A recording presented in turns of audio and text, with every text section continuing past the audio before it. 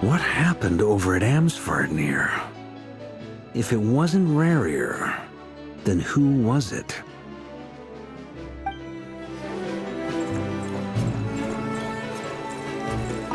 Need crumb cookies.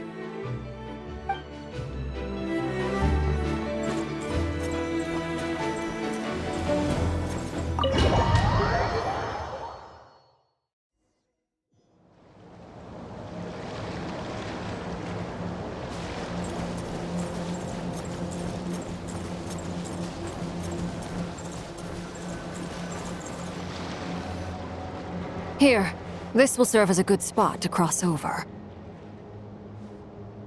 Arlecchino, hold up a second. Since you brought us all this way, would you mind telling us what you've got planned? We still haven't got the slightest idea what's going on here. And if even Columbina doesn't know where the iridescent moon's marrow is, how do you? Simple. Because I am an inheritor of the royal bloodline of the Crimson Moon, and one of the last surviving embers of the Two Worlds' flames. Huh? Are you serious? Isn't you're a descendant of that Crimson Moon dynasty we were just talking about? The one from ancient Conria? Your surprise is understandable. I was also taken aback when I first learned of it. But the more I thought about it, the more I realized the signs had been there all along. When I was young, I discovered I could wield a very special kind of fire. It coursed like blood through my veins and smoldered away inside my nerves. What's more, whenever I experienced strong bursts of emotion or drew too deeply on this power, it was like some kind of presence within the fire would begin to gnaw away at me, consuming me from the inside out. Exactly. That is why my hands are like this, too. At first, I saw it only as a curse, but once I became a harbinger, the Jester apprised me of the truth. Together with my own investigations over the past few years, there are several things that I have gradually come to understand. For instance, take the so-called Crimson Moon. In truth, it is nothing more than the shattered remnants of the iridescent moon, fused with the abyss to prolong its lifespan. Since this blood flame was bestowed upon me by the Crimson Moon, it is a fusion of the iridescent moon's former power and the corruption of the abyss. You all understand the nature of the abyss well enough. I draw upon its power, and in return, it hungers for my soul. This strange blackness is the mark of corruption it has left behind. If I recall correctly, you once told me that if the corruption ever made it to your heart, you'd become a completely different person. Yes, and that's the reason I'm always careful not to push my power too far. It's essentially a never-ending tug-of-war. Whew. Sounds intense. Anyway, the rest of my story can wait. Is there anything else about the Crimson Moon or the Iridescent Moon that you're unclear about? Paimon has a question. So, the Crimson Moon that the Carians used to worship was actually the Iridescent Moon, right? Which was one of the three Moon Sisters. Does that mean that the Carians were to the Crimson Moon as the Frost Moon Scions are to the Frost Moon?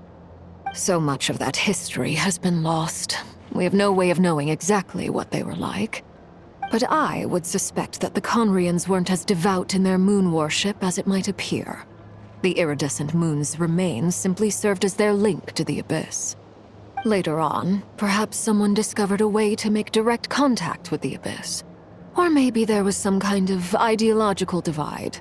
Either way, a dissenting faction staged a coup and drove out the royal heirs of the Crimson Moon dynasty. Still, even with the dark sun looming high overhead, the Crimson Moon's glow never truly faded.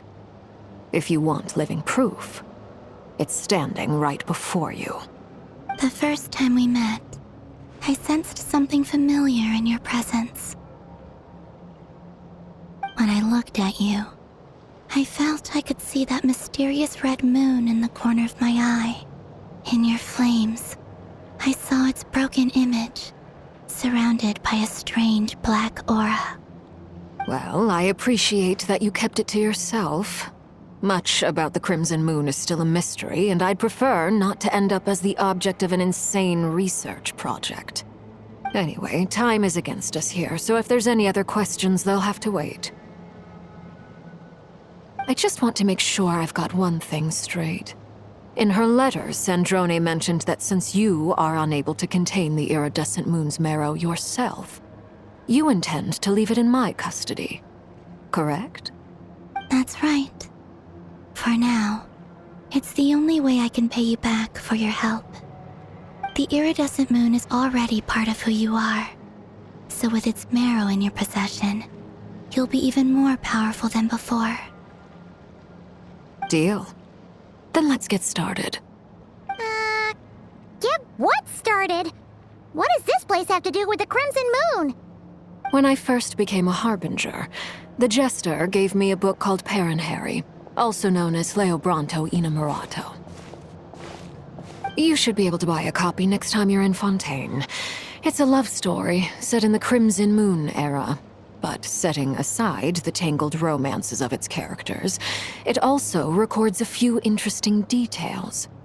In the Crimson Moon era, or so the story goes, there was an orphanage that received children from beyond the bounds of this world, and subjected them to a peculiar induction ceremony. Beyond the bounds of this world? For real? And what kind of induction ceremony? The Crimson Moon sages looked beyond this world for beings with powers that surpassed the gods. But fearing they might lose control, they subjected these children to a process of refinement. They made these children crawl up a fireplace and kept asking them, "Have you died? Did you see it?" Until they finally admitted to having died and seen a crimson moon. The adults embraced the children who passed the ritual, telling them, "Within the fireplace, you have traversed the flames between two worlds. Here and now, you are born anew." The book leaves much unsaid, but I suspect that this was their way of branding the children they had enrolled, leaving an indelible mark upon them so that they would forever live in the Crimson Moon's light. That explains why I can't sense the Crimson Moon's marrow in this world. It makes sense that it would be sealed in a special space that can only be accessed temporarily through some kind of ritual. But there's no fireplace here. Do you see a chimney anywhere? Oh, are we supposed to build it ourselves? Okay, fine. Paimon will go find some bricks. That won't be necessary. The fireplace is purely symbolic. The key to the ritual is crossing the flames between two worlds. In other words, the flames that burn within me. Those burned away by such flames leave behind a kind of ghostly afterimage in the world. In the days of Conria, people believed they could be used to bridge the gap between the two worlds of life and death. In short, I can open a passage to that space for you. That's the easy part. The catch is I'll need to stay on this side to keep the passage open, so I won't be able to come with you. Once you're inside, you'll have to find your own way. Very well. Then I'll open it up. Traveler, spare me a little more moonlight if you would. I may need it.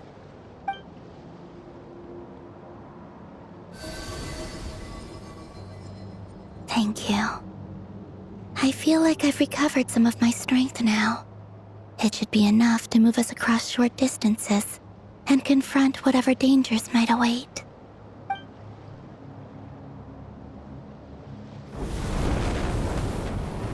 Mistress of the seven hues of ages past, great mother of the present, crimson-clad sovereign of the two realms, by fire severed, by fire renewed, I offer myself now and beseech your descent.